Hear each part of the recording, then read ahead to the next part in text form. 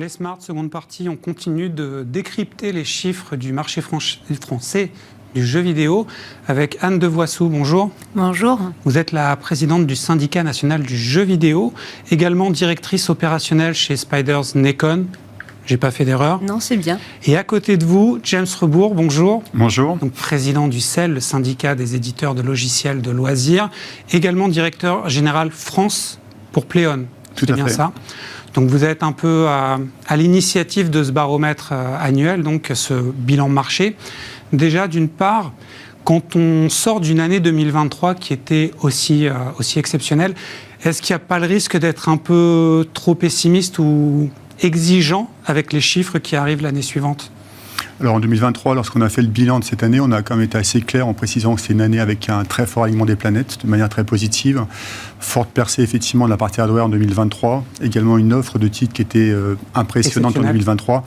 Donc on a précisé que ce serait effectivement une année de normalisation en 2024.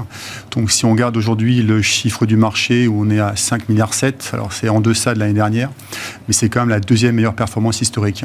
Et on reste aujourd'hui calé sur un marché qui est systématiquement au-delà de 5,5 milliards en France. Depuis 5 ans, le marché en fait est stabilisé entre 5,5 milliards et 6 milliards d'euros annuels. C'est ça l'info importante en fait.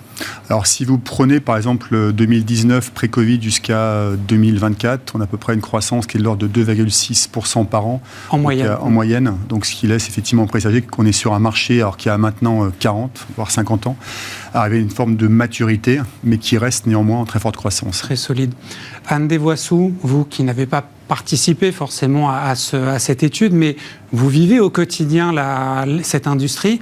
Cette année 2024, comment vous l'avez vécu vous et comment les professionnels l'ont vécu ? Est-ce que ces très bons chiffres, en fait, ils étaient évidents ? Ils étaient attendus, effectivement, ces chiffres. Il faut savoir que nous, en tant que développeurs, on travaille très en amont, en fait, des marchés. On travaille sur un développement de jeu, en moyenne, c'est 3 ans. Donc, il faut imaginer que les jeux qui sont sortis en 2024, nous, on les a démarrés en moyenne en 2020 ou 2021. En plein Covid. En plein Covid, en fait.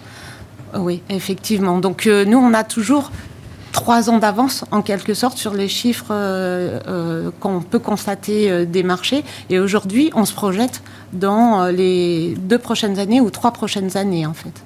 Ce qui fait que d'avoir cette régularité, ce plateau assez élevé, au-dessus de 5,5 milliards d'euros annuels de marché, pour les développeurs, pour les professionnels, c'est quand même une donnée assez rassurante. C'est qu'on peut envisager des projets sur le long terme. Oui, c'est très important pour nous. C'est un curseur vraiment très important. En sachant que là, vous présentez des chiffres qui sont sur le territoire français, qui représente aussi la première industrie culturelle. Et il y a la plus grosse partie du gâteau, c'est l'étranger. Et nous, développeurs français, en fait, on sait qu'on va rentabiliser nos jeux peut-être à 5 ou 8% sur le marché français, mais on les travaille tout de suite sur une dimension internationale, effectivement. Ces chiffres, ce bilan, qu'est-ce qu'il dit du joueur type français ? Le français, en fait, aime jouer aux jeux vidéo et il a différents types de pratiques, c'est ça ? C'est un joueur fidèle ? C'est vraiment une pratique culturelle installée ? C'est même pas une pratique culturelle, c'est une vraie passion française. Aujourd'hui, quand vous prenez le joueur français, il a en moyenne à peu près 39 ans. Un joueur sur 2 est une joueuse par essence. On joue à n'importe quel âge. Aujourd'hui, on joue près de 7 jusqu'à 77 ans. Et on se rend compte que même les seniors sont maintenant en fait un des principaux contributeurs en termes de développement de marché. Donc oui, aujourd'hui, ce marché-là est un marché qui est très prégnant au niveau de la consommation française. On joue en moyenne à peu près 6 heures par semaine, ce qui est quand même... Alors, ça reste constant. On est forcément monté à beaucoup plus. On était plutôt à 8-9 heures durant le Covid. Mais ça reste quand même une constante très importante aujourd'hui. Cette dimension plurigénérationnelle du jeu vidéo, elle remonte à quand ? Parce que même encore aujourd'hui, des personnes vous diront que le jeu vidéo, au-delà de 25 ans, c'est pour des idiots. Ça a souvent été assimilé à une pratique pour enfants. Depuis quand c'est instauré ? C'est pas une mauvaise chose d'assumer de jouer aux jeux vidéo à 40, 45 ou 50 ans ? Si on prend une maturité alors qu'on va qualifier de française depuis maintenant une quarantaine d'années, on va dire que les joueurs qui ont commencé plutôt jeunes, adolescents, sont maintenant dans des configurations être adultes, je ne sais pas ce qu'on veut dire, même presque de la cinquantaine en tant que tels, ont eu des enfants, s'approchent même d'avoir des petits-enfants. Donc ça reste effectivement une passion, comme vous l'évoquez, qui devient intergénérationnelle. Le Covid a également été aussi un phénomène important. Ça a été un vrai lien social, malgré ce qu'on peut être amené parfois à penser, qui a permis de faire en sorte de créer des liens entre à la fois parents et enfants. Et si vous prenez aussi le jeu vidéo, qui est maintenant un des éléments très importants, c'est le côté social et communautaire. Aujourd'hui, dans la population des enfants, un enfant sur 2, entre 10 et 14 ans, estime qu'il s'est créé une communauté à travers le jeu vidéo. Et quand on parle communauté, c'est des gens qui le revoient après physiquement, socialement, à la récréation ou durant les activités sportives. Pour d'autres activités culturelles ou sportives ou relationnelles, j'aimerais qu'on revoie la répartition des 3 écosystèmes. Écosystème console, 45% de part de marché, l'écosystème mobile, 28%, l'écosystème PC gaming, 27%. Je vais me tourner vers vous, Anne. Quand on voit l'énorme part qui est en train de prendre le marché mobile, est-ce que ça donne des idées aux studios, aux développeurs de se dire, là, même si historiquement on n'y était pas sur le jeu mobile, il faut y être au moins de manière partielle?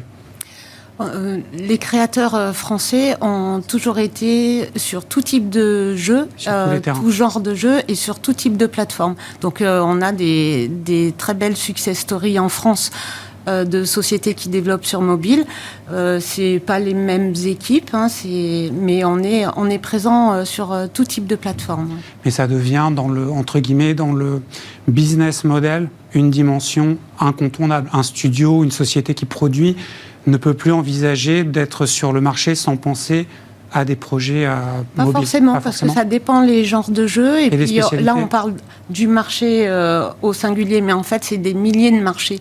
Et il y a des marchés de niche. Et en fonction des genres de jeux, certains vont être complètement adaptés pour le jeu mobile et la mobilité, et d'autres seront des jeux peut-être plus narratifs qui nécessiteront d'être confortablement installés dans son canapé pour pouvoir jouer.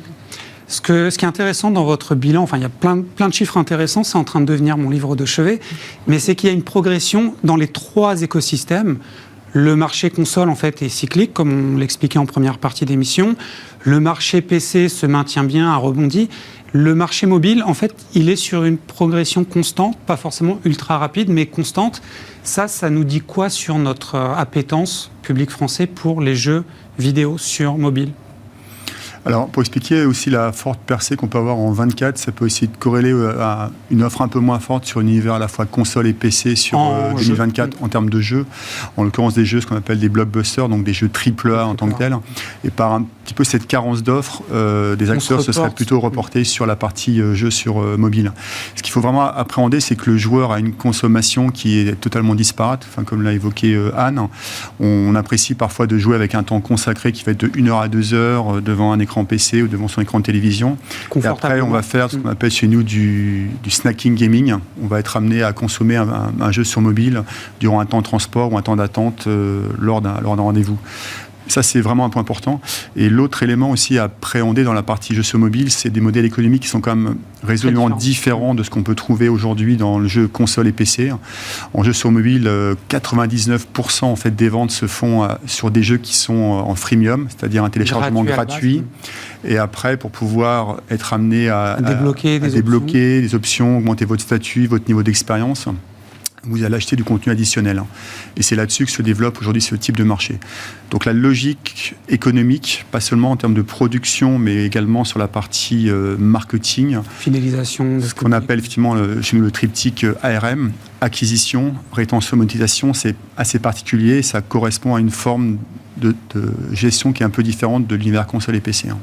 Ce que vous dites, c'est techniquement, on peut comprendre qu'une même personne peut être à la fois concernée par les 3 écosystèmes, ou au moins 2, console plus mobile, ou vous acquiescez. C'est que c'est exactement ça. Le consommateur aujourd'hui, le passionné de jeux vidéo, va jouer peut-être sur console chez lui au calme, et dans les temps de transport, plutôt que de lire un livre, va peut-être jouer sur son mobile. C'est ça le... Alors, si vous prenez aujourd'hui l'étude que l'on fait, alors on a une étude qui est celle en mars, qui est le bilan de l'année, mais on fait également l'étude sur les pratiques du jeu vidéo qui tombe plutôt en octobre, au moment de la Paris Games Week. On étudie le comportement des joueurs, et aujourd'hui, les joueurs ont une possession de 2,2 appareils de jeu, donc de support de jeu. Donc ils peuvent être à la fois en smartphone et console, smartphone et PC, même parfois PC et uniquement console. Multiconsole. Donc cette dimension d'extrême porosité fait que le joueur veut avoir différents types d'expériences à différents moments de sa journée ou de sa semaine. Si on regarde dans les dans les chiffres un peu plus de détails, dans les pratiques, je vois qu'il y a le streaming qui est encore une petite part, je crois que c'est 122 millions d'euros de marché. Ces plateformes qui vont diffuser, vous n'êtes pas totalement sûr pour le chiffre. Si, en tout cas, c'est très minoritaire, mais c'est en train de monter. Les plateformes de streaming qui vont proposer à leurs clients des jeux vidéo, c'est quelque chose qui est amené à prendre encore plus de place. Vous pensez que dans 10 ans, ça occupera une part du gâteau plus importante ? Si vous prenez aujourd'hui la partie streaming, elle existe depuis maintenant une dizaine d'années, alors avec le besoin de créer des valeurs d'usage. C'est un marché qui est en croissance, mais qui était attendu avec à un moment une plus forte croissance. Donc si vous regardez également aussi l'étude qui a été montrée, c'est qu'on est aujourd'hui sur une consommation de jeux complets, alors je parle bien univers PC console, qui est encore aujourd'hui très très très forte. C'est le plus gros bien évidemment de la consommation des joueurs.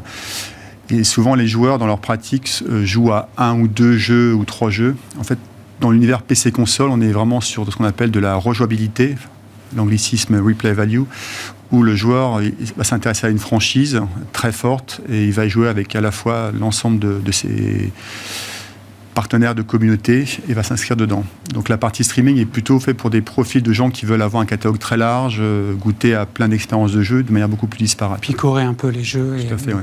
Parce que là, quand vous parlez justement de cette consommation de 1, 2, 3 jeux en simultané, on s'adresse peut-être à un studio comme le vôtre, Spiders, par exemple, un jeu comme Greedfall. Ça, c'est un jeu, si on se lance, on essaye de le finir un peu comme on ferait une série télévisée, mais une fois qu'on l'a terminé, peut-être après 60, 70 heures de jeu, on passe à autre chose. C'est une autre forme de consommation que le streaming. Alors, le jeu vidéo, c'est raconter une histoire. Donc, et tout genre de jeu, c'est raconter une histoire. Et c'est plus ou moins narratif, mais c'est raconter une histoire. Nous, effectivement, dans nos jeux, on raconte une belle histoire avec une fin. Ça n'empêche pas une rejouabilité, effectivement, puisqu'il y a plein de quêtes secondaires et voilà, quêtes annexes. Mais nous, ce qu'on propose, c'est une expérience solo. Et pas forcément une expérience multijoueur. Et nos joueurs qui auront envie d'une expérience multijoueur iront sur un autre jeu. Ouais. Parce que là, on le voit en vous écoutant, finalement, c'est qu'il y a pas un profil de passionné de jeux vidéo en France ou même dans le monde, c'est que si on découpe tous les segments que vous avez analysés, c'est qu'il y a peut-être 20, 30, 40, 50 pratiques différentes du jeu vidéo. Quelqu'un qui va acheter FIFA, par exemple, va probablement jouer essentiellement en ligne avec une communauté. Sur des jeux en solo, par exemple, je pense à des franchises comme Dragon Quest, c'est seul chez soi, tranquille, on se prend 2 heures pour avancer. C'est pas du tout les mêmes manières de profiter du jeu vidéo. Comment les professionnels vont s'adapter à tous ces profils, toutes ces demandes différentes ? Alors, c'est là où il y a un gros travail côté éditeur, à être capable d'identifier en fait l'ensemble des joueurs, quelles sont leurs attentes. Lorsqu'il y a un lancement créatif qui va être fait, une production qui va être faite, c'est de voir quel serait ce qui va vraiment faire plaisir aux joueurs, si c'est une aventure solo, si c'est effectivement plutôt un jeu multijoueur. Et c'est à nous de définir qu'est-ce qui serait l'élément différenciant également par rapport à la concurrence. Donc c'est tout le travail de savoir segmenter les joueurs, de trouver à chaque fois la relation avec les développeurs, qui fait que le joueur va être intéressé, en quoi il aura une offre qui va vraiment le différencier par rapport à la concurrence. Oui, et avec les jeux qui sont en ligne aussi maintenant, c'est-à-dire que même quand on fait un jeu solo, c'est-à-dire sans fonction multijoueur, sans proposition de multijoueur, on peut aller capter les retours de la communauté, en tenir compte et puis réalimenter avec des mises à jour en fait nos jeux pour effectivement aujourd'hui on a les moyens d'assez bien connaître nos communautés, leurs attentes et de leur proposer aussi des mises à jour sur ce qu'ils souhaiteraient. Un dernier mot, une dernière question. C'était le débat du physique et dématérialisé que j'ai demandé à Natacha Hambourger.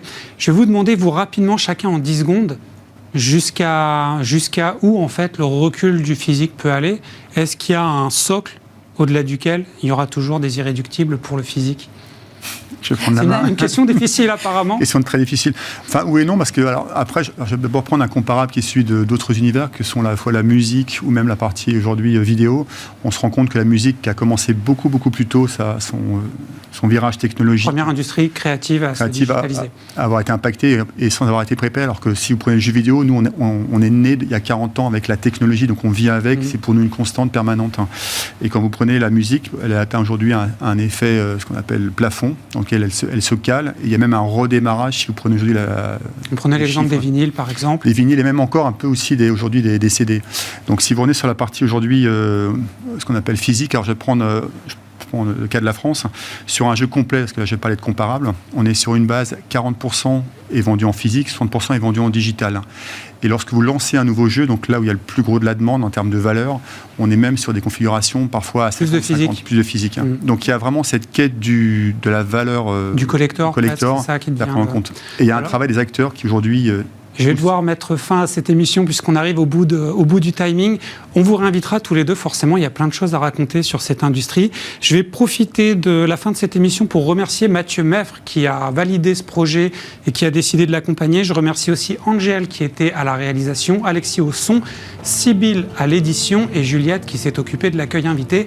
Play Smart, ça continue. Je vous donne rendez-vous le mois prochain. N'oubliez pas, jouer, c'est bien. Jouer intelligemment, c'est encore mieux.